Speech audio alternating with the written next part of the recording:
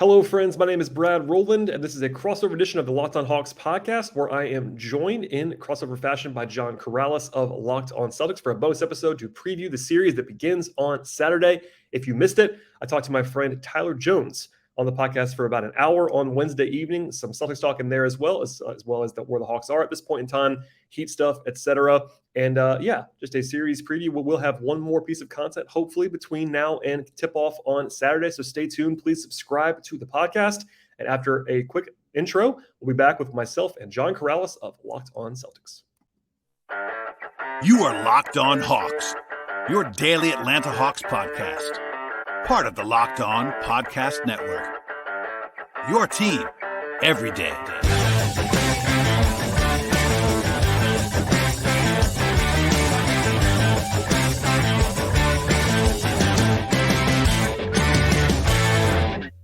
All right, Brad, here we are. Unexpectedly, I think. Is this where you expected to be at this point in the season?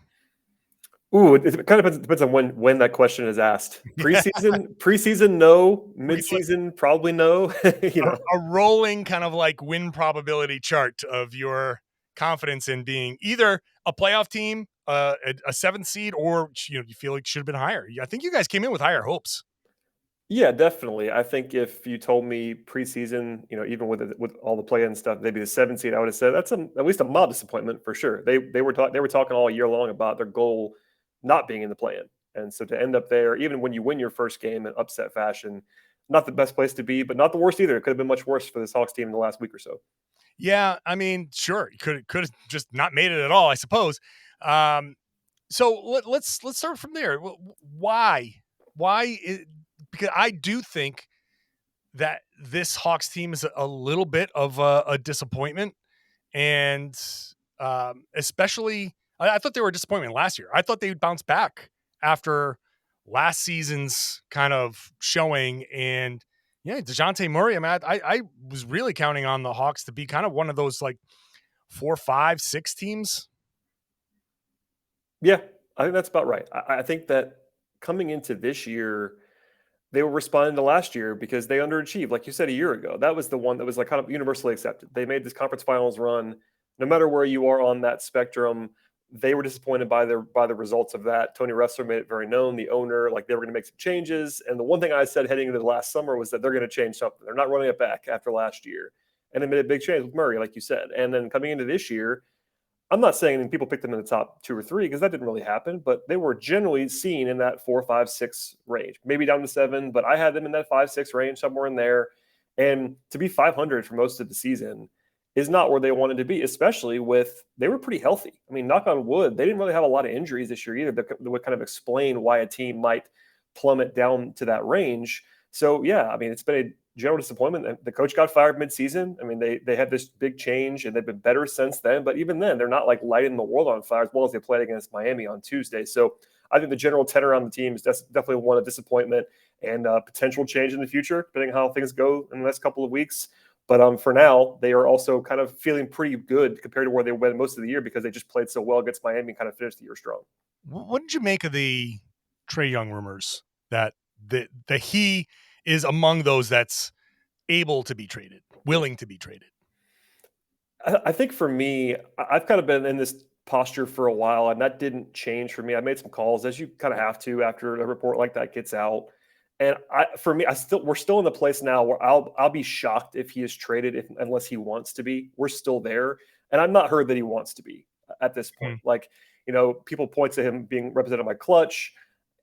Maybe look, if he wanted to get out, I think he probably could. It's most guys at his level, if they want to get out, they do.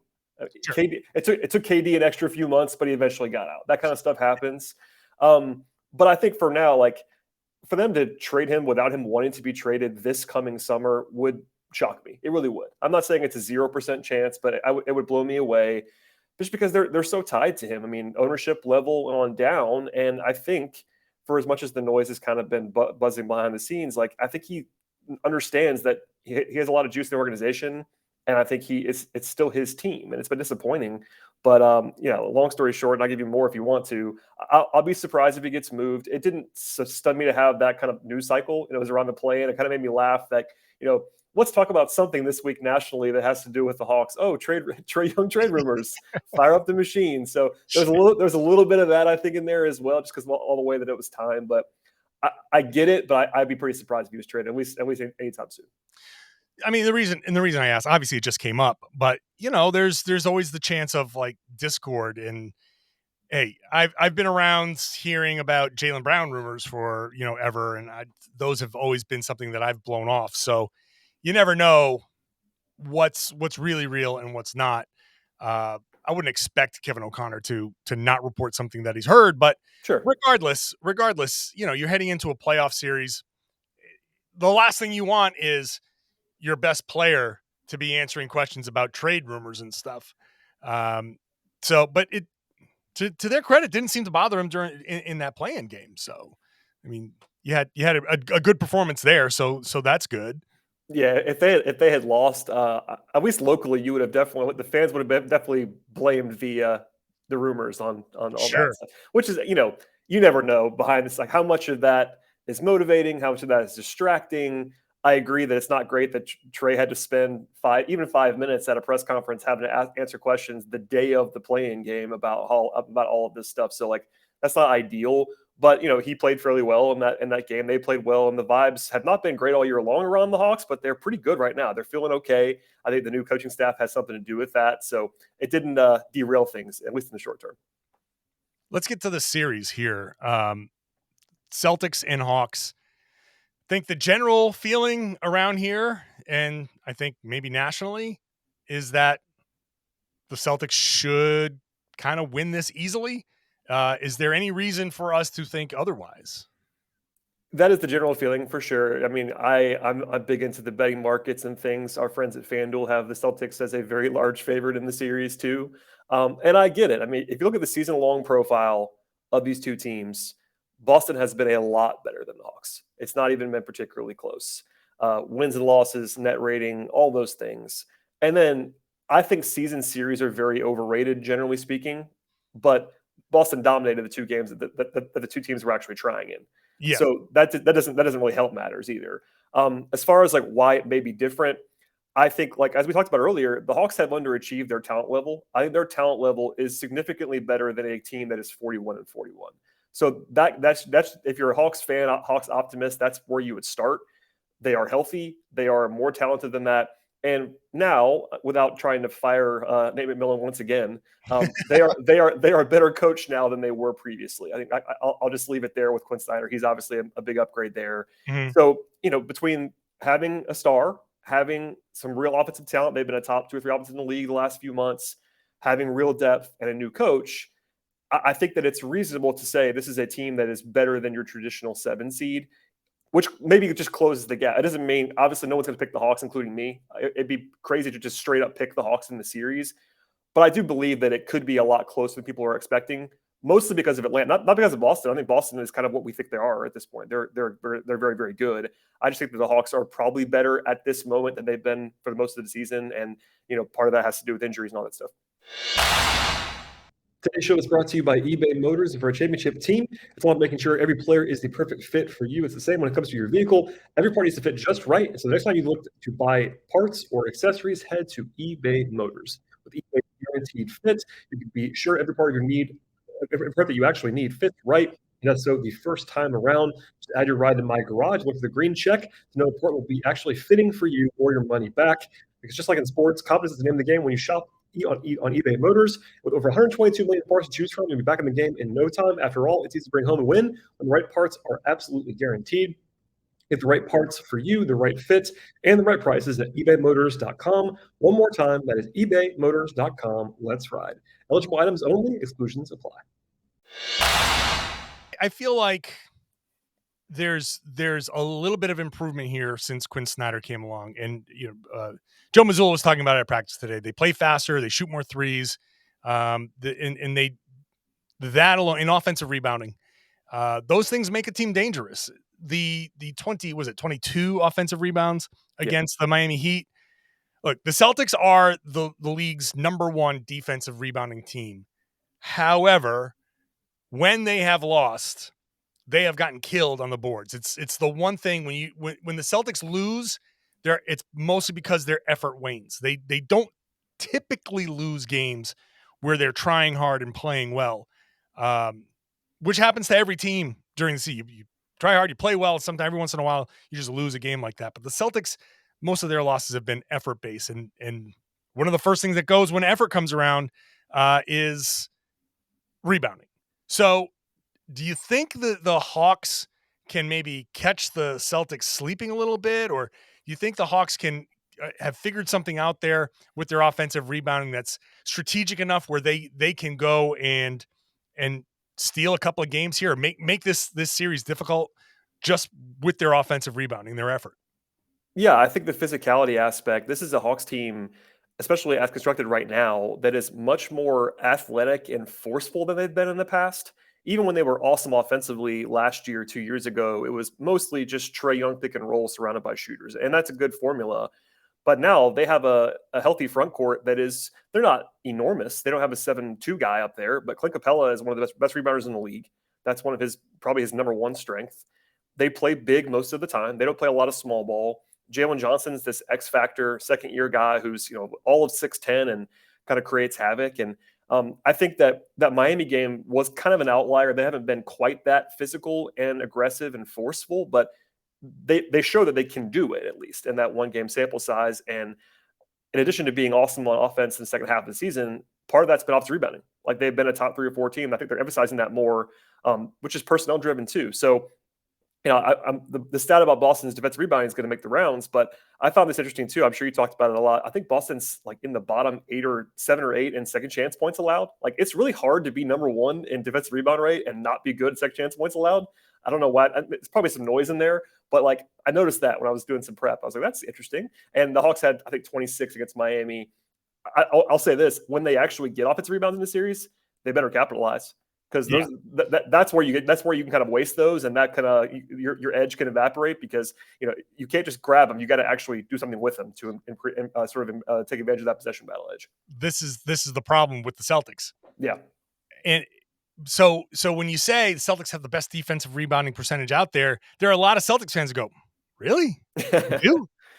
Because when the Celtics give up offensive rebounds, those almost always get cashed in.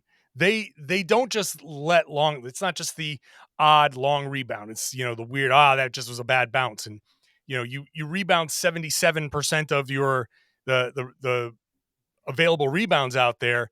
That does leave 23% of offensive rebounds out there for the other team to get, and it just feels like every time the other team gets them, it's a dunk, it's something, and you're like, oh God, can't they rebound? And at the end, you're like, oh, they did rebound. It's just the types. It's weird, the types of rebounds that they give up, which is kind of the big concern, because what did we just see against Miami? It's not just that they got 22 offensive rebounds. It's every single one of them was a Sadiq Bey dunk. It was somebody else doing chin-ups at the rim. I mean, everyone got cashed in. So if the Celtics aren't careful, that could be something that bites them, because the Hawks don't turn the ball over. They don't give up those opportunities. The only thing I will say is if the Hawks do go for those offensive rebounds, you better get them, because the one stat that I picked up was that the Hawks give up, I think, the second or third most fast break points in the league. And that, if you're not turning the ball over, that's all off of their misses. You're trying to go in and crash the boards. And this is why Doc Rivers sends everybody back and doesn't crash. If you don't get that offensive rebound, the other team's running. And the Celtics are at their absolute best when they play up tempo. And if that rebound gets into Marcus Smart's hands and they're running, those points can add up pretty quickly. And that makes sense. And it's been a documented weakness of this Hawks team is not only transition defense, but point of attack defense. And, that's a bad recipe against this Boston team. We saw the last game of the season, throw it out for the most part. Nobody played in that game. Stylistically, maybe some interesting stuff there. But the first 2 games, I mean, Boston made 23s or more in both of them. And it was like a tire fire at all times. And that's what Boston can do to you. If they're going to make shots, that's what they can do to you. But the Hawks, beyond just the half-court concerns, they have to be intentional about getting back. If they don't, like to your point, if they don't get those rebounds crashing the glass, they got to have a plan because, they've always had a weakness or two or three sometimes in their personnel. Like, Trae Young is a bad transition defender, unsurprisingly. They've had Gallo in the past. Bogdanovich is a step slow. Like they have these issues where they have trouble getting back in general. And if they are going to emphasize offensive rebounding, it's a high risk, high reward strategy because, like you said, they might just give up 25 fast break points in a game, and then you're probably drawing dead if that happens to you. So there's a little bit of a mixture there. I'm sure they know that. And I would think he's not going to say this out loud, but Coach Snyder today, same thing as, at practice, was like pretty outlandishly praising the Celtics. And that's what you should do going into a series. Number one, no bulletin board material. But it's like, if I can get in Clint's head, it's like, does he realize how big of an underdog they probably are here? And they call it David strategies. Like, you have to treat it as if you're the underdog. And that's what I think that they should do. Will they? Will they admit that? I'm sure not. But like, there's a little bit of a part of that too. Where like, you should be taking high risk, high reward strategies when you are supposed to lose a series like this. So that's part of it too. Yeah. So I think that's the Hawks' best chance. I don't think the Hawks are going to be able to score just at the level that they've normally scored at. I looked at their numbers against the Celtics, and their offensive rating is down almost 4 points facing the Celtics. The assists are down.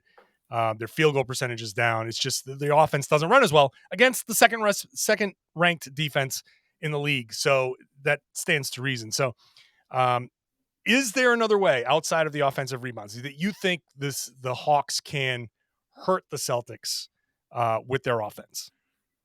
I think that in general, Atlanta is better suited now to attack under Snyder and with the way that they're playing than they were earlier in the year, because those numbers stood out to me too about just Hawks overall versus Hawks versus Celtics.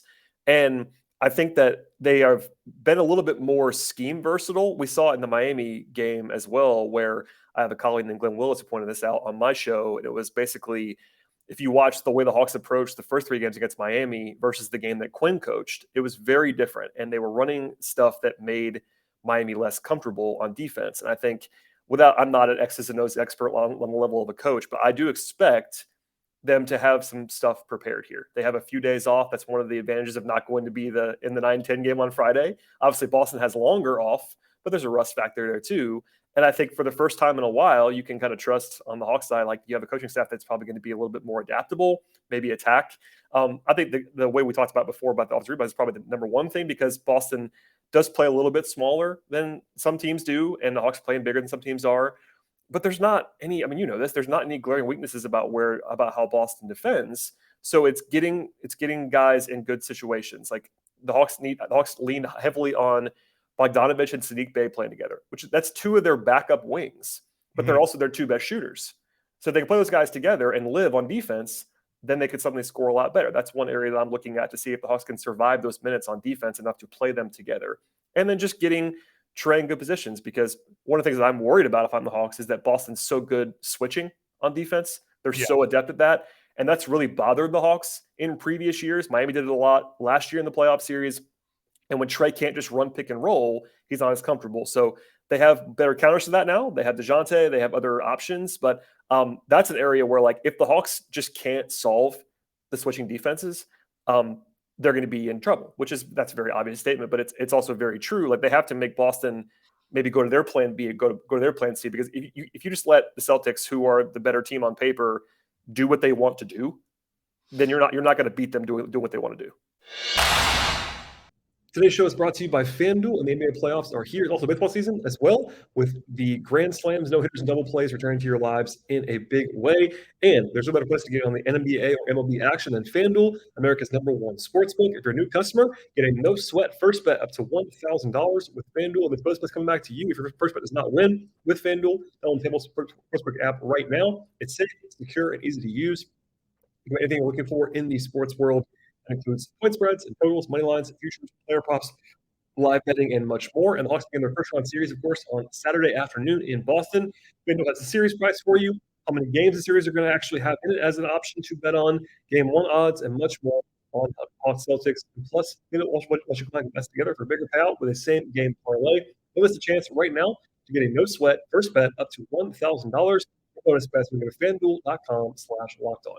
That is FanDuel.com/LockedOn, official sport partner of the NBA and MLB.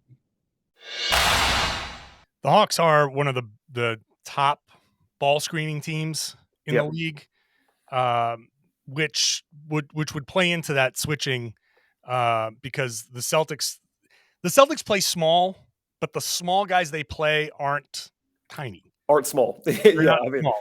Yeah. You know, so you can play small. You can play Tatum at center. He's like 6'10".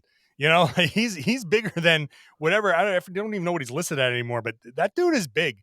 And you play Horford, or they can go big and play Robert Williams there. Whichever way they do it, I feel like they can push Trae Young into just taking shots. I think the number one thing you want to avoid with Trae Young is shooting, scoring, and 10 assists a game that he's averaging. If you can get him down to like 5 or 6, then you really have a chance. And look, I know that Trae Young has a reputation as a shooter, but he's shooting like below 34% on the season, right? So he hasn't found that shot at all year long.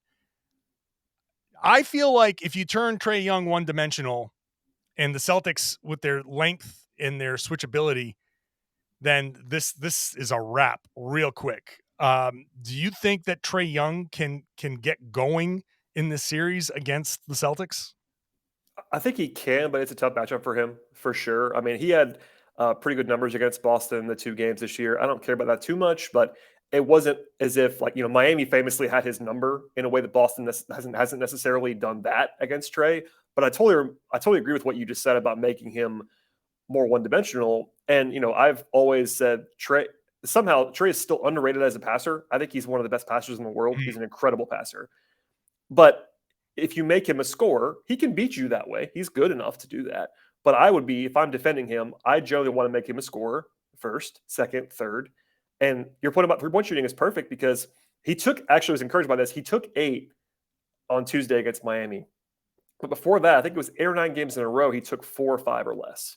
Mm-hmm. He's not been aggressive with his jump shot. I think he knows he's not feeling it right now with his jumper. And that can flip on a dime. Like, he's had these stretches where he'll go off. But his season, like you said, has not been great as a jump shooter. And I'm sure part of the game planning is going to be like, all right, we have to actually make Trae Young make shots. And, if I'm Boston, I probably, number one, want to make somebody else beat you other than Trae Young. But beyond that, if you're going to have Trae Young be in that position, I think you probably have to take your chances to make him a jump shooter. And if he has a game where he shoots 6 of 7 from 3, which he might do, you tip your cap a little bit. But you're right. Like, he's at his best when he's getting downhill. Number one, he's one of the best lob throwers in the league. The Hawks love that lob game, the high screen and roll, all that. You kind of have to make Trae, and I think DeJounte Murray too. It's a little bit different, but if those guys are taking a bunch of long twos or a bunch of like contested pull-ups, that's where the Hawks are going to struggle because they get into this hero ball mode at the end of games, especially if you watch them in fourth quarters. Trae and DeJounte kind of devolve into your turn, my turn, and they can do it every once in a while, but the Hawks have been really bad in close games this year, which is another issue in this series potentially. Is that, when you're already not the better team on paper, you can't afford to give away close games either. So, yeah, long answer, I should say. But Trae is someone who I think you have to make a jump shooter first. And if he's capable of beating you there, but the numbers are not very good this year, and he's so good as a passer and distributor that you kind of have to force him into that box, and maybe he'll beat you there. But I think that's the game plan on Boston. The Trae Young Marcus Smart matchup is always a fun one to watch. They love each other famously. I see a lot of pictures of them hugging on the floor. The Smart got tossed in that game. He did, where he did do the and I'm no stranger to this.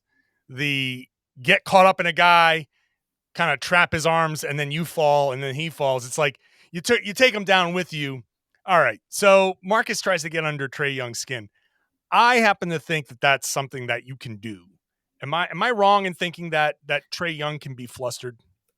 It's a delicate balance because I've seen Trae in a spot like that actually have it motivate him almost. Like he's almost better. Like for Mhm. the most high profile example of that is the Knicks series a couple years ago when he just went crazy in MSG and Yeah. they were Oh, really he on him the loved entire that. series and he was great. Yeah. Yeah. Yeah. But how much of that is the situation versus he was in total control against the Knicks team that was playing drop coverage and he was perfectly in his element. I don't know what percentage of the pie to distribute with that. I've also seen him get in a spot where he feels like he's personally challenged. And look, one of the reasons he got here to this point, but I mean, here as a star in the NBA, is that his entire mantra is that he's an underdog because he's Yeah. small and that's the way he thinks. And he could be, I think I've seen him be baited into doing too much too. Like he Yeah. might get into a one-on-one back and forth where that makes your team worse, especially if he's not feeling it and he's still doing that, which he's done Yeah. before too. So it's not a perfect answer, but if Marcus Smart doesn't know anything else to do, that's obviously that's what he's gonna do. I mean, he's a really good player, but Marcus, it's not like you can tell Marcus to turn it off, can you? I mean, you know better than I do, but I can't imagine him just being like boring all of a sudden. So it's probably Yeah. gonna happen either way. And I actually don't know how Trae will respond. Maybe he's taking a lot of deep breaths in the last couple of days, and he'll be more smooth sailing in this series because I'm sure he knows this is going to happen to him. Him and Smart have a documented history together, Yeah. but it could go either way. I mean, I really have seen him do both in terms of kind of killing the Hawks, being over aggressive when he's kind of in this Mhm. one-on-one mode, or the other way, or also the other way around. Yeah. I just feel like my read on it is that Smart will bait him into some of that stuff. He won't get the whistles that he's normally used to getting in the regular season. And he won't get to the line as much. He'll get frustrated, and there will be some devolution into it. Like all of a sudden, you'll start seeing some logo threes going up because nothing else is working for him. And if those don't fall, if he's not feeling it, then that's like I feel like when he's missing those, the Hawks are just like, their whole They can spiral, and honestly, it's going to sound weird. I've wanted Trey to take not necessarily the logo threes, but I've been hoping he takes more threes this year, despite him not shooting well, because I just think he's got to be more aggressive with it. But yeah, there's a certain caliber of shot that he can take that is not the one you want, and it is the one that Boston wants. And you mentioned it. I meant to say it earlier, but the fact that Boston I think is like number 3 or 4 in the league in free throw rate allowed, they do a really good job at not yeah. fouling. That's going to be big in the series because not only Trey's the only guy on the Hawks roster that actually gets to the line regularly. And if he's not getting to the line, they don't have other guys that really get there very often. So if suddenly Boston's taking 12 more free throws in every game, that's going to be a really rough X factor because, fortunately, Boston's not a huge free throw rate team on offense, but they don't foul, which is a big thing. So let's wrap this up here. What's your feeling here on how this series is going to go? I think it's going to be more competitive than people think. And that doesn't mean the Hawks are going to win the series. I'd be pretty surprised if they did. I think it's a non-zero. I think that should go without saying in a 7-game basketball series. It's not ever a 0% chance. I actually had to do a write-up for Sportsline where I do some work, and I had to make an actual like betting pick on the series. And I took the Hawks on like this alternate, like the Hawks plus 2.5 games. So basically, I had the series go 6 or longer, and it was plus money. But I think that there's a little bit of value there. I think there's a chance that the Hawks make this interesting. And if they were to lose game 1, I'll feel a lot less positive about that because Mhm. I think game 1 is a great opportunity for the Hawks, honestly, to steal one. And they're underdogs for a reason. They should be underdogs in the game. I'm sure it'll be in the building. It'll be a madhouse. But it's a weird afternoon game. Boston's been off for a week. Hawks just played. There might be a little bit of a rusty thing there, especially in the first half. If the Hawks are up by 10 in the second quarter, won't surprise me at all of game Yeah. 1. Now, Yeah. if they blow the lead, that won't surprise me either because the Hawks do that. But I think the Hawks. My strongest feeling is that the Hawks are going to get at least one, and I think probably 2 games in the series. I would pick Boston to win. I'll be surprised if we see anyone nationally take the Hawks to win. If you find someone, John, let me know. I'll let you know. I don't think we're going to see one of those people. But look, if I'm the Hawks, and I'm not a homer really on my show, I cover the team very objectively to the point where Hawks fans don't always love what I say. If I'm the Hawks, I kind of love that no one's picking me. I mean, Sure. does that matter? Maybe not. But, if you're in that locker room and you're playing better right now than you've played, and that like not a single soul is picking you, it doesn't hurt you. That's for sure. No. So I'll leave it there just to say, obviously we pick Boston to win the series. I do think the Hawks are more alive than people are kind of giving them credit for. Okay. That's good to hear. I am definitely one of the people who think this is a 5-game series, and I'm saying 5 out of respect. So I get that too. I mean, again, on paper, if you assume this Hawks team is the team they've been all year long, then that's the right pick. yeah, That's how much better Boston has been than Atlanta through 82 or now 83 games for the Hawks. That's the gap. That's the gap that should be there, and that's why the point spread is what it is. That's why the series price is what it is. To actually think the Hawks have a real chance to make this a long series, you have to buy into them being different now than they've been all year long. that's fair. That's fair. And hey, look, Quinn Snyder's come in. He hasn't had a chance to make any real impact on the personnel.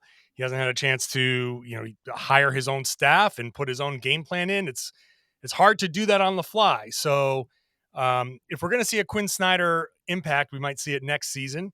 And it'd be good. Look, I've been really hard on the Hawks the past couple of seasons, especially. Once I heard Trae Young say that he was bored by the regular season, I was like, "What? Who the hell are you?" Yeah, that did not go over well at all. Yeah. And nor should it have. That was a terrible quote.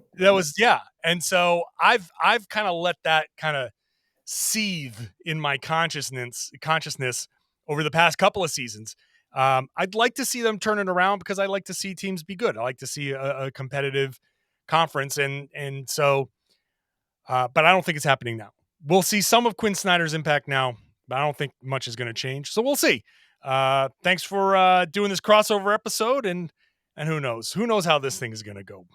Yeah, maybe we'll have to talk again at some point. If this thing starts to go long, we might have to fire up the crossover machine once again. And if not, then we won't, I'm sure. But we'll leave the door open. And I appreciate you having me and hosting this thing, and it was a good time.